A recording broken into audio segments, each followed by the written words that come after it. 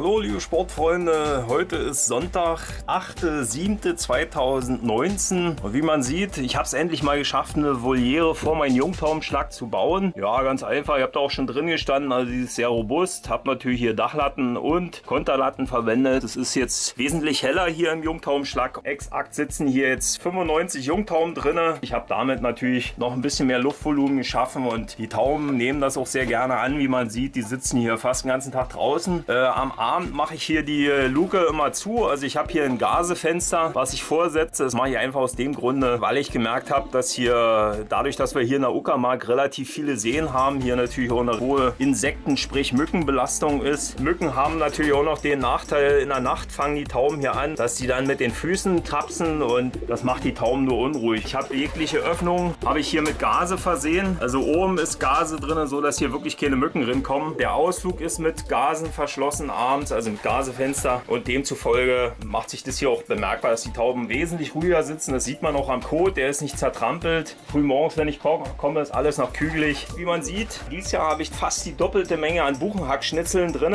Ich musste meine Stufe hier nochmal erhöhen, also an der Tür. Das habe ich jetzt einfach nochmal um fast 5 cm höher gemacht und ja, muss man jetzt ein bisschen höher steigen, aber das ist kein Problem. Also wie gesagt, ich habe jetzt fast die doppelte Menge an Buchenhackschnitzeln drin. Ich glaube, ich habe hier 16 Säcke drin und das macht eine Höhe von ca. 10 cm. Die 10 cm machen sich auch bemerkbar. Also wenn ich jetzt hier mal grabe, kann ich es ja mal demonstrieren, dann hat man hier wirklich, also es kommt erst ganz unten so eine leichte Kotschicht, also Trockenmist. Und das sieht momentan für dieses Jahr noch recht gut aus. Und ich hoffe mal, dass ich diese Buchenhackschnitzel noch ein bisschen länger drinnen lassen kann. Ich habe sie im Frühjahr, habe ich komplett alles, im Herbst habe ich komplett alles rausgeschmissen, habe die dann verbrannt. Und wie gesagt, ist ja eigentlich nicht Sinn und Zweck der Sache. Man möchte sich ja ein bisschen Arbeit sparen.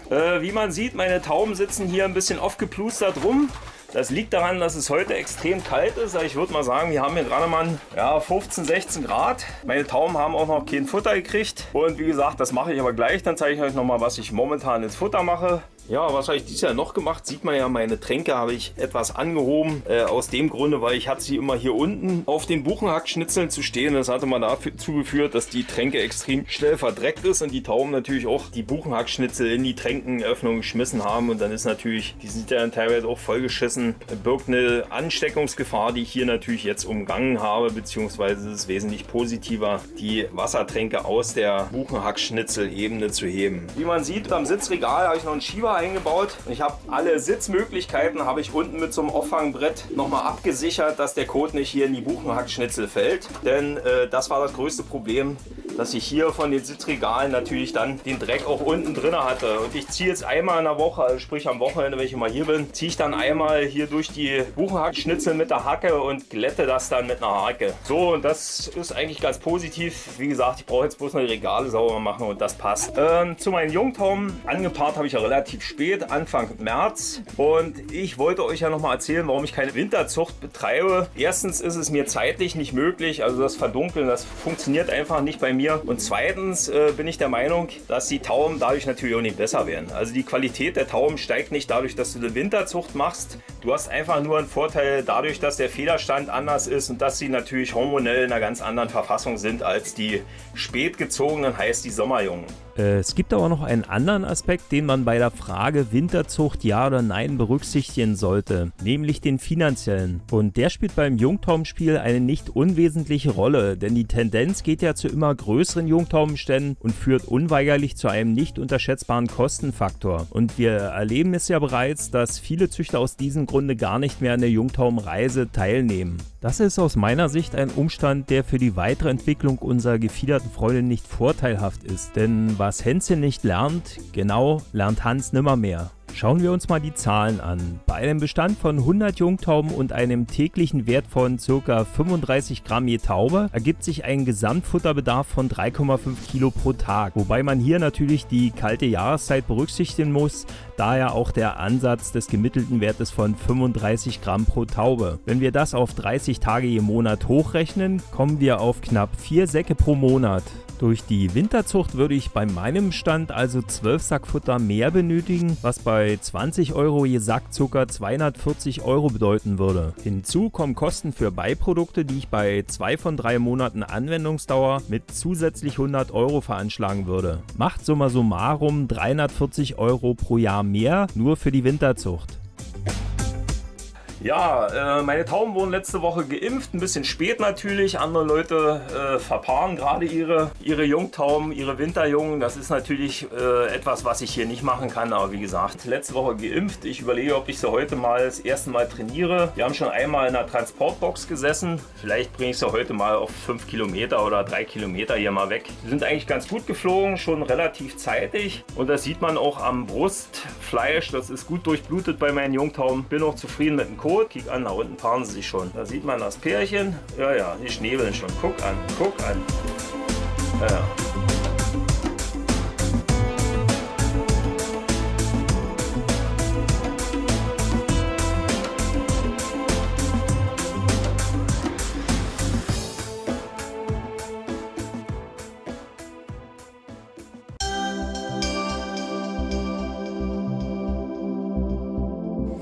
Ja, seit circa 4, 5, 6 Wochen kriegen meine Tauben jetzt natürlich auch eine gewisse Produktunterstützung für den Fall, dass es auch dieses Jahr wieder schief läuft. Könnt ihr sehen, das hilft oder hilft nicht. Aber wie gesagt, daran liegt es natürlich nicht. Ja, also was man hier an Beiprodukten gibt, ist nicht dafür verantwortlich, was man dann für Erfolge erringt oder nicht erringt. Also wie gesagt, ich bin immer der Meinung, dass dazu 3 Faktoren erzählen: der Schlag, der Züchter und die Taube selbst. Meine Tauben kriegen früh morgens 2 Büchsen Futter, 2,5 teilweise jetzt auch schon. Ich fütter ja Campol, momentan PL. Das ist ein recht leichtes Futter, also da sind keine Erbsen mehr drin. Und jetzt will ich sie natürlich auch dann zum Ziehen veranlassen. Das haben sie eigentlich schon ganz gut gemacht. In den letzten Wochen, früh morgens, kriegen sie natürlich 2,5 Büchsen. Eine Büchse ungefähr sind 650 Gramm. Und abends kriegen sie halt 3 Büchsen und halt noch Sämereien mit Hanf. Ja, wie gesagt, kann das mal zeigen hier. Da sind Sonnenblumen, Kerne geschält, Hanf drin, Leinsamen, ja, ein bisschen Dari ist es, glaube ich. Ja, und halt so Kleinsämereien, was man dann auch von Campol bekommt. Das ist, glaube ich, die Mischung DN. Und wie gesagt, dem wird dann noch Hanf beigemengt und halt geschälte Sonnenblumen. Auf dem Gabentisch steht da natürlich Zwiebelöl, um das Ganze anzufeuchten. Ich habe hier immer noch probiotischen Joghurt, kommt ein Löffel mit rein. Welchen ihr dann nehmt, das spielt eigentlich keine Rolle. Aber das auch natürlich, um das Ganze anzufeuchten. Jetzt haben sie am Wochenende ein bisschen Lecithin bekommen, auch den Immunbooster und Enterobac. Was sieht man noch? Ich habe Powerplay. Vielen Dank an Günter Pranger an der Stelle. Kommt aus dem Video von Günter Pranger. Das ist 90% des Eiweiß. Was haben wir noch ab und zu? Dysticum. Wenn die Jungtaubenkrankheit auftritt, dann werde ich auch wieder dieses Produkt beimengen. Und wie gesagt, Dosierung hatte ich im letzten Jahr schon mal erklärt, wie das funktioniert. Dysticum ist eine Huminsäure. Ich glaube auch im Moorgold war das, da ist auch Huminsäure drin. Aber wie gesagt, Dysticum momentan noch nicht zum Einsatz gekommen, ist noch verschlossen, wie man sieht. Jo, und wie gesagt, steht schon mal bereit für den Fall. Davon gehe ich aus, dass ich dieses Jahr die Jungtaubenkrankheit wieder reinbekomme hier. So, das ist das, was ich momentan mische. Und mein Futter sieht dann natürlich dementsprechend auch dunkel aus. Beziehungsweise alles Feuchte, was dann kommt, wird dann noch mit Isostar Powerplay abgelöscht. So, und jetzt Zeit zum Füttern. Meine Jungtauben haben schon Knast.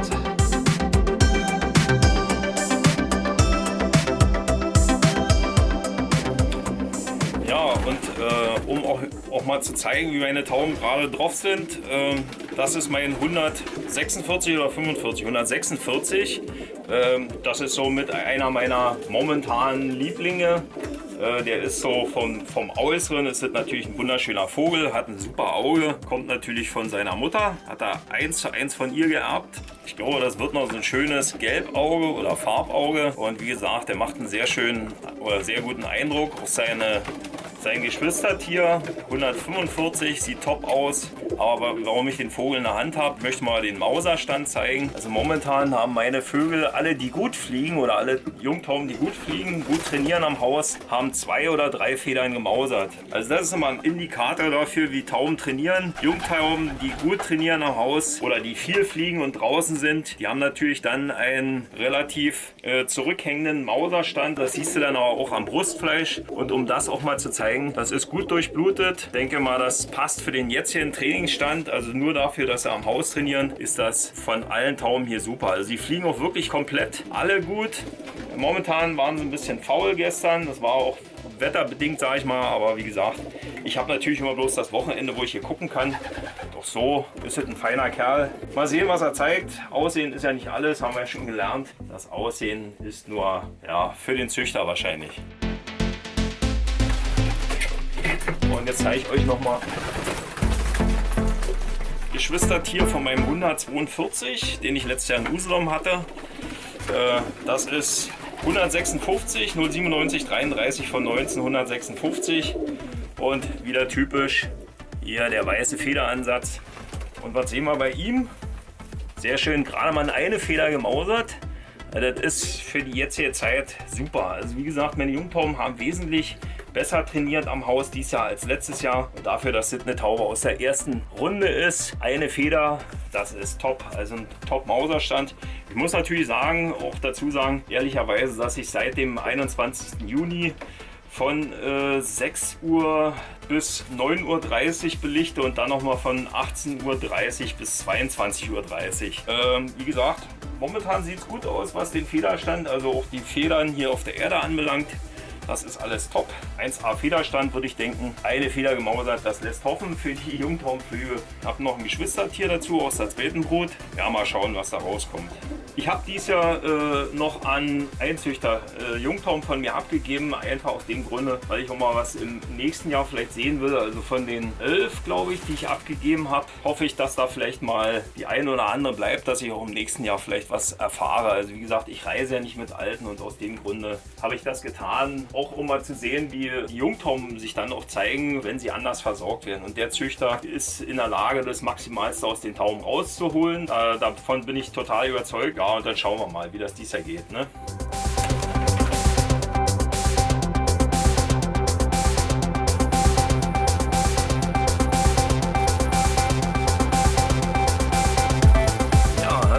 Freunde, heute ist Sonnabend, der 13.07.2019. Das ist mein erster Trainingsflug. Diesmal hat alles ein bisschen früher geklappt. Meine Jungtauben haben auch schon am Haus früher trainiert als sonst. Also das heißt, sind früher ordentlich gezogen und deswegen probiere ich das heute mal, obwohl ich natürlich heute früh bei Facebook ein paar Sachen gelesen habe, die mir nicht so gefallen haben. Da haben einige Züchter über schwere Flüge bei Jungtauben, Trainingsflügen berichtet und ja, ich schau mal, was geht. Ein bisschen Nordwind heute. Das heißt, der kommt von oben weiter und drückt sie natürlich dann weiter runter. Wir fliegen ja Westen, aber ich stehe hier auf 3 Kilometer und ich hoffe mal, dass wir das packen und schauen wir mal, was geht.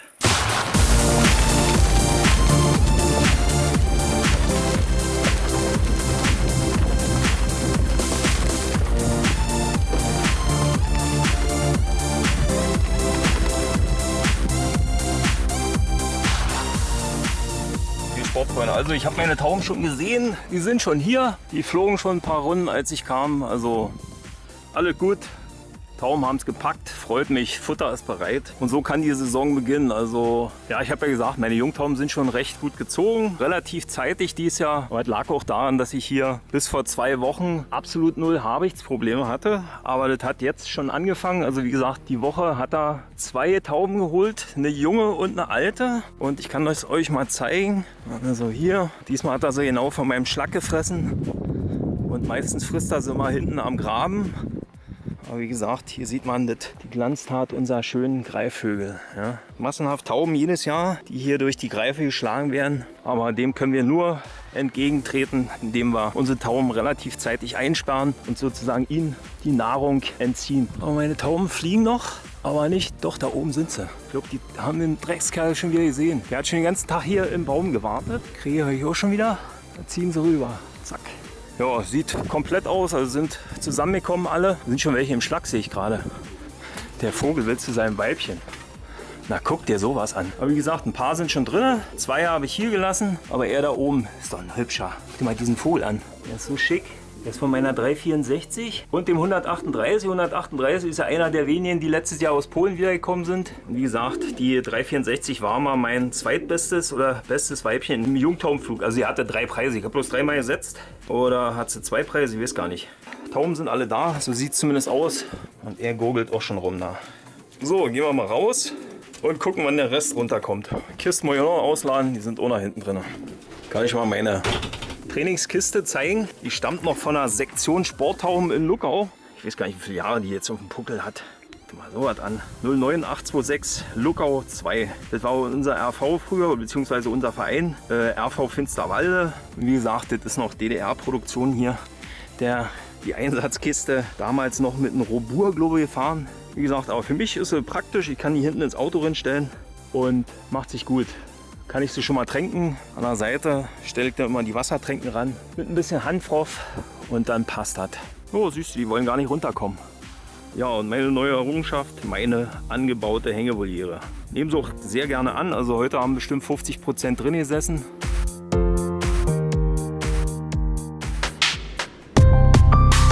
So, ich mache doch noch mal an, aus dem einfachen Grunde, weil mir das irgendwie so komisch vorkommt. Die wollten gerade landen und sind gleich wieder hoch. Das sah so aus, als wenn der Habicht hier schon wieder irgendwo zu sehen war. Die Tauben fliegen immer noch. Keine Chance. Gehen nicht runter. Um 17 Uhr, scheiße, soll ich es aussehen lassen. Jetzt ist 18:58 Uhr. Meine Güte, die kommen nicht runter. Jo, die erste. Das ist gut. Wenn eine runter geht, dann kommen die anderen meistens auch. Siehst du? Klappt.